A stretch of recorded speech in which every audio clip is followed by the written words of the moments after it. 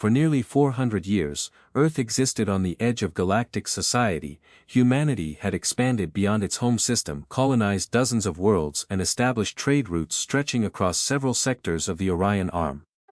Yet despite these achievements, the major powers of the galaxy viewed humans as insignificant. The galaxy respected strength. Humanity appeared weak. The mighty Karth Dominion controlled thousands of systems. The Vorelian Collective possessed fleets large enough to blot out stars. The ruthless Drakon Empire ruled through fear and military superiority. Compared to such giants, Earth seemed small, harmless, forgettable. And that perception would nearly destroy humanity. The beginning came with a single vote.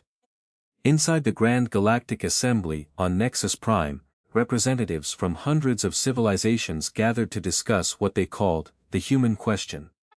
Humanity's rapid technological growth had begun making powerful empires uncomfortable. Human scientists were producing breakthroughs at an alarming rate.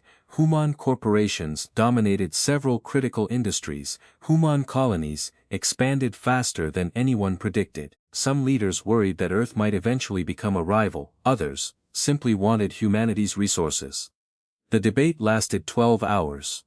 When it ended, the decision shocked even some supporters. Earth was officially designated a future threat to galactic stability. Behind closed doors, a secret coalition formed. Its purpose was simple: eliminate humanity, before it became powerful enough to resist. The coalition included the Drakon Empire, several minor military states, and dozens of corporate interests, eager to seize human territory. Their operation received a chilling name: Final Silence. Humanity would never see it coming, or so they thought. 3 months later, the first attacks began. A mining colony in the Sigma Eridani system suddenly stopped transmitting. When rescue vessels arrived, they found the settlement destroyed. No survivors, no warnings, no explanation. 2 weeks later, another colony vanished. Then another, then another. The pattern was impossible to ignore. Someone was systematically attacking human worlds. The government of Earth demanded answers. The Galactic Assembly expressed concern. Investigations were launched, committees were formed, speeches were made. Nothing changed. The attacks continued. President Adrian Wolfe stood before Earth's parliament and delivered a speech that would later become famous. The galaxy believes humanity is alone. His voice echoed through the chamber. They believe we are weak. He paused. They are wrong. The audience applauded. But even many human citizens assumed those words were simply political reassurance. Few understood what he truly meant. Far beyond known space, hidden behind gravitational anomalies and artificial nebula fields, a secret facility orbited a dead star. Officially, it did not exist. No maps recorded its location. No public documents mentioned it. Its codename was Bastion. For 200 years, humanity had quietly prepared for the possibility that one day the galaxy might turn against them. Not because humans wanted war, because history taught them to expect it. Human leaders remembered Earth's ancient past. They remembered empires, conquests, betrayals. Every lesson civilization had learned through blood. The galaxy was not different, it was simply larger, and so humanity prepared. While foreign governments monitored visible shipyards, hidden facilities like Bastion constructed vessels unlike anything in known space, gigantic warships, advanced weapons platforms, autonomous defense fleets, and inter-military formations remained concealed beyond the awareness of galactic intelligence agencies. Humanity never advertised its strength. It simply built it. Battlely, quietly, for centuries. The coalition's final phase began 6 months later. The Drakon Empire launched a surprise invasion of border territories. Thousands of warships crossed into Earth-controlled space. Entire systems fell within days. Planetary defenses collapsed. Refugees fled toward the inner colonies. News broadcasts filled with images of destruction. Across the galaxy, observers watched humanity's apparent collapse. Many assumed Earth's defeat was inevitable. The coalition certainly believed so. Drakon Supreme Commander Varric stood aboard his flagship and studied tactical reports with satisfaction. "How long until Earth surrenders?" he asked. An officer checked several projections. "Less than 3 weeks, Commander." Varric smiled. Humanity had never fought a major interstellar war. The outcome seemed obvious, then something unexpected happened. Earth refused to surrender, no peace request arrived, no negotiations began, instead, human fleets withdrew. Entire defensive formations vanished. To the coalition, it looked like panic, retreat, desperation. They celebrated. Unfortunately for them, they misunderstood what was happening. Humanity wasn't retreating. Humanity was making room. 3 weeks later, every sensor network, in the Orion arm, detected something impossible. Massive energy signatures appeared beyond the edge of known space. At first scientists assumed it was a natural phenomenon, then the readings multiplied, thousands, millions. Entire sectors began glowing with unprecedented gravitational activity. Panic spread through military command centers. No one understood what they were seeing. Then the answer arrived, a transmission broadcast across every major communication network in the galaxy. The sender was Earth. President Wolfe appeared on billions of screens. Behind him stood military officers. Nobody recognized. The president looked calm, far too calm. For centuries, he said, humanity has sought peace. His voice carried across the stars. For centuries we have cooperated, traded, and contributed to galactic civilization. His expression hardened. You responded with extermination. Silence filled countless worlds. We will now demonstrate why humanity survived its own violent history. The transmission ended. And moments later, the sky changed. Near Jupiter, reality itself began to fracture. Gigantic tears opened in space, not warp gates, not hyperspace corridors. Something entirely different. The tears expanded until they stretched thousands of kilometers. Brilliant light poured from within. Then the first warship emerged. Observers gasped. The vessel dwarfed anything ever constructed by known civilizations. 20 kilometers long, covered in black armor, glowing blue energy networks pulsed beneath its surface. Behind it came another, and another. Then hundreds, then thousands, then tens of thousands. The impossible fleet continued emerging. Horrors passed, the ships never stopped coming. Military analysts across the galaxies struggled to process the number. Iskans.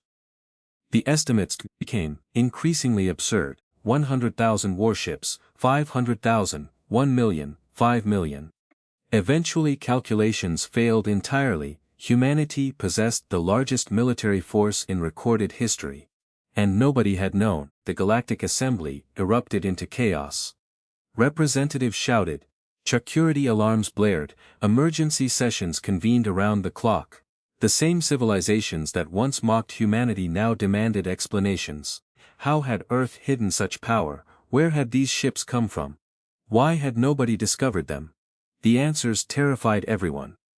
Humanity had spent centuries colonizing hidden regions beyond conventional space. Entire industrial civilizations existed inside engineered dimensional pockets. Shipyards larger than planets operated in complete secrecy. Stores harvested from hundreds of hidden systems fueled unimaginable production. While the galaxy argued and competed, humanity quietly built an empire nobody could see. Now that empire stood revealed, and it was angry, very angry. Commander Varric learned the truth while reviewing invasion reports. His fleet had successfully occupied 12 human systems. Victory appeared close. Then new tactical data arrived. At first he ignored it. The numbers seemed ridiculous. Eventually he ordered independent verification. The results confirmed everything. Millions of human warships were moving toward Drakon territory. Millions, not thousands, not hundreds of thousands. Millions. Varric stared at the reports. For the first time in decades, fear entered his thoughts. Prepare all fleets, he ordered. The officer hesitated. Commander, what? The officer swallowed. We already have. Varric frowned. Then why do you look terrified? The officer activated a holographic display. Human fleet positions appeared. The room fell silent. The human armada stretched across multiple sectors. It was larger than every coalition fleet combined. Much larger. Victory suddenly seemed impossible. The first major battle occurred in the Arcturus corridor. Coalition forces assembled nearly 280,000 warships. It was one of the largest fleets ever gathered. For most civilizations, such strength would be overwhelming. Against humanity, it was irrelevant. Observers watched from distant systems. Military analysts recorded every second. the human fleet arrived precisely at 0900 hours. 10,000 black warships emerged from dimensional transit. They formed perfect formations, no wasted movement, no confusion, no hesitation. The coalition opened fire.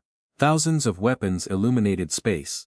Energy beams crossed millions of kilometers. Missiles accelerated toward human positions. Then humanity responded. One ship fired, a single Cecil. A single weapon. The result shocked the galaxy. A wave of blue-white energy expanded across the battlefield. Coalition ships disappeared instantly. Entire formations vanished. Armor, shields, weapons, matter itself ceased existing. Within 6 minutes, 80,000 warships were gone, died. The human fleet suffered 0 losses. DAL. Military experts reviewing the battle initially assumed equipment malfunctions. Nothing else made sense, yet every recording confirmed the same conclusion. Humanity possessed technology centuries ahead of the rest of the galaxy, perhaps more. News of the battle spread rapidly. Fear followed. The coalition began collapsing almost immediately. Several member states surrendered. Others attempted negotiations. Some simply abandoned the war. Earth rejected every request.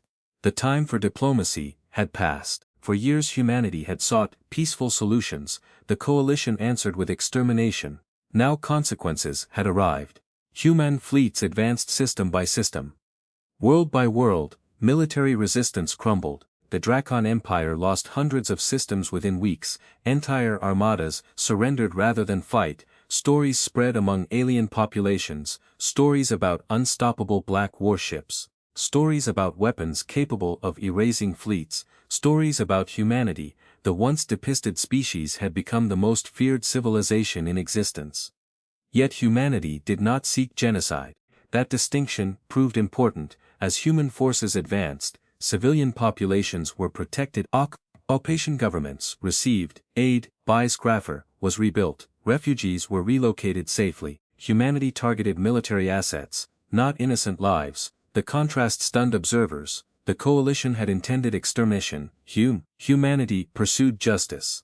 Even while demonstrating overwhelming power, President Wolfe explained the policy during another famous broadcast.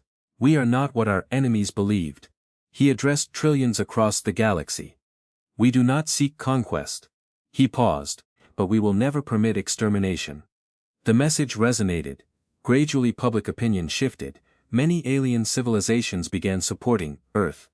Not because humanity was strongest, because humanity exercised restraint despite possessing unimaginable power.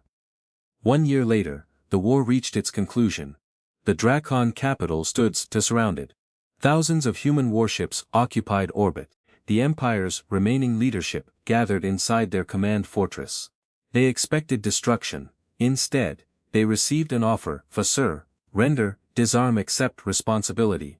Help rebuild the worlds damaged by the war. The alternative was obvious. After several hours, the Empire capitulated. The war ended without another shot being fired. Across the galaxy, celebrations erupted. The conflict that many feared would destroy civilization had finally concluded. Yet its consequences would last for generations. Months later, representatives gathered. Once again, at the Grand Galactic Assembly, the atmosphere felt completely different. Human delegates no longer occupied overlooked seats. They stood at the center of Galactic politics, respect, sometimes feared, underestimated. President Wolfe addressed the assembly personally.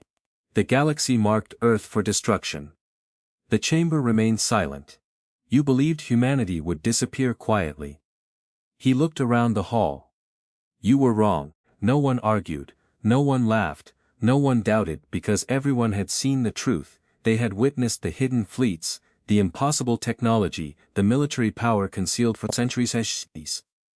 Most importantly, they had witnessed how humanity used that power, not for conquest, not for domination, but for survival. The lesson became part of galactic history. Future generations studied it in schools, military academies taught it, political leaders remembered it. Never judge a civilization by what it chooses to reveal, because the strongest power in the galaxy may be the one nobody notices. And when humanity's warships finally arrived, everything changed. The galaxy learned that lesson the hard way. For centuries afterward, whenever ambitious rulers considered threatening Earth, advisors would remind them of the same warning. A warning born from fear, respect, and painful experience. Do not mistake human impatience for weakness. Because once before, the galaxy had marked Earth for destruction, and the moment human warships arrived, history changed forever.